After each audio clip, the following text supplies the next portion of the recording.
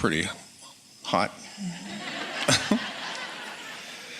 I'm getting ready for a pretty good sized change in my life. I have a company. I guess where I'm heading here is I feel like that's what I want more than anything, is to make a change. But I've got my heels dug in, and I'm trying to find clarity on that. We have a quick question for you, and then we want to hear more from you. You said you're getting ready for a big change. So we just want to ask, do you think you are ready? Because if you don't feel ready, don't make the change yet. I think I'm beyond ready, but I still have my heels dug in. But those two statements don't go together. That's where the confusion is. It'll be easy for you to unravel this as we play just a little bit, because sometimes what you're ready for is not doing what you're doing. Your readiness is to let go of something. Is that what you're saying? Mm-hmm. When, as you say, your heels are dug in because vibrationally you're still attached to it. Now, this is going to make so much sense to you. We talked even today about how law of attraction gives you whatever it is you're thinking about. You get what you think about, whether you want it or not. That's an easy way to hear it. So when you say, I'm not going to do that, you're actually doing it. And you're making it more likely that you're going to continue to do it the whole while you're focused upon what you're no longer going to do. Because when you say, I'm not going to do it, you're doing it, and law of attraction is bringing you more of it. In other words, and that gives you the sensation of your heels digging in, because it just doesn't let loose of you. So you've been listening to us over these days, and one of the things that we have offered on many occasions is that it is the releasing of the focus on a subject that causes it to dissipate and not hold you to it. So that feeling of heels dug in is because it's still an active vibration. And of course it would still be an active vibration because you're still actively involved. So the question is, how do I remain actively involved and at the same time release it? And it's by thinking new thoughts about it. It's by reestablishing your relationship with it. It's not so different than the early conversation here today of Esther looking for Jerry where he is, not where he was. Thinking of your business where it's going to, not where it is. Thinking about what's new, not about what's old. Thinking about how you are in the process of becoming rather than in the process of what currently is. It sounds simple. And it is, but it takes some practice to catch yourself in the thought and realize what you're adding to. Do you think, we do, but you certainly may disagree with us, but it's very common that your long decided value of self is tied to what you do. So at the same time that you're believing that you can let go of it, since there's a lot of you that feels invested in what it is, it's like you haven't found a way to define yourself or redefine yourself apart from it. And so that's why you keep holding yourself to it. That's why the story that we believe we told once on this cruise already about a man who had lost his company and had lost all of his financial value. And he was well into his 60s, and he is saying to us, I can't imagine starting over. It took so long to get to where I was, and now it's gone, and I don't know what I'm going to do. And we said to him, the manifestation that has fallen away is inconsequential. He couldn't hear that, but we really meant it. It is inconsequential because you have a vibrational currency that is all that matters. It's your point of attraction that we're talking about.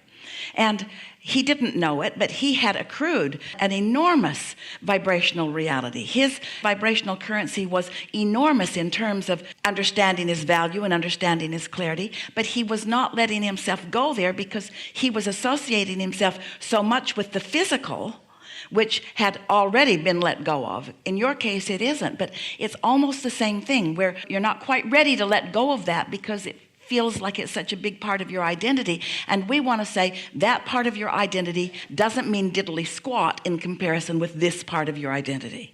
Who you are and that which you've become will still be standing with you, even in more robust offering, because you won't be dealing on a daily basis with all of the points of resistance that you've been overcoming and overcoming and overcoming. People think that they become stronger because they overcome challenges.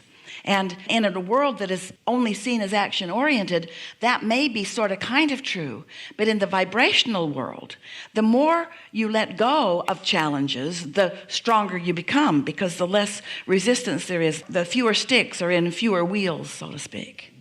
So that's conceptually what we want you to know. Now, do you want to talk more specifically about it? I may wander off here a little bit. I've been feeling really cluttered inside, and what I've been hearing from you is the importance of meditating.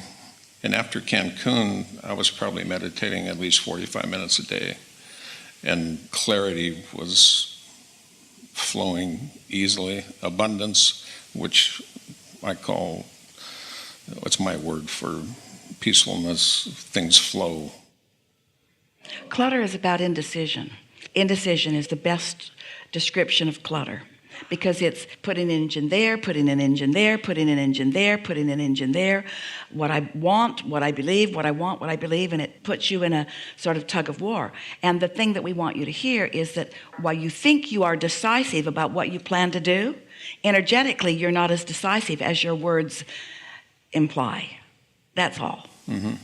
I've decided. When you say, I've decided, well, the vibration of your being lets you know how decided you really are. Because if you were really decided, you'd only be feeling elation about that and absolute readiness.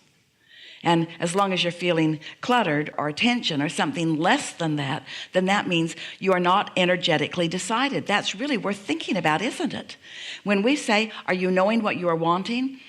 People almost always say yes, or they project that as a thought. I know what I want, but there are a whole lot of people that think that they are projecting a vibration about what they say they want, when actually they are projecting a vibration about where they are. That's why we're wanting to help you to withdraw a little bit from language and patterns of thought and push that restart button and let the new thoughts flow in with a little bit more consistency.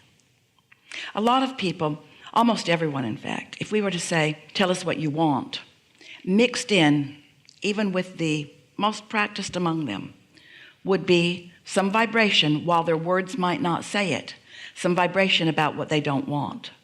There's almost always, I want this because I don't want this, that's in there somewhere. And we can feel it strongly within you. Yeah, and when you touched on the beginning of our conversation, basically what you were saying is I judge my self-worth through my work. As you get into the receiving mode, and much of what you were doing in all of that time was that, as you get into the receiving mode and you are inspired, then things do manifest.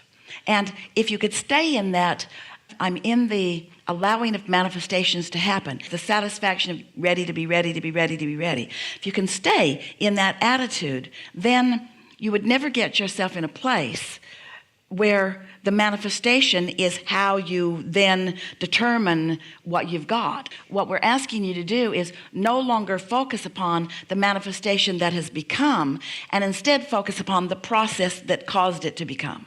Because the process that caused it to become is still active within you and will cause the next to become, and the next and the next and the next, even if it is just a casual, delicious receiving of life experience as it comes to you. But it's not the easiest thing. We say this to all of you. If we visited with you on the first day of your life experience here in this physical body, before you had accumulated a persona of who you are and how you got there, then you would just be getting ready to be ready to be ready to be ready, and you really would live happily ever after. And it's not wrong that you've developed these patterns before we meet, but it just flat out comes down to manifestations that you can see with your eyes and so forth have felt like a bigger deal to you, and because of your attention to them, they are a more active part of your vibration. And all we're saying is that as meditation allows what's really active within you to take a more dominant stance, there will be a tipping of that board on the fulcrum, and you'll feel it when it happens. And you'll feel yourself willing to let go of that without letting go of all of the you that caused it to be, because all of that is you that caused it to be is still present in every conversation that you have, in every acknowledgement of everything that you are living.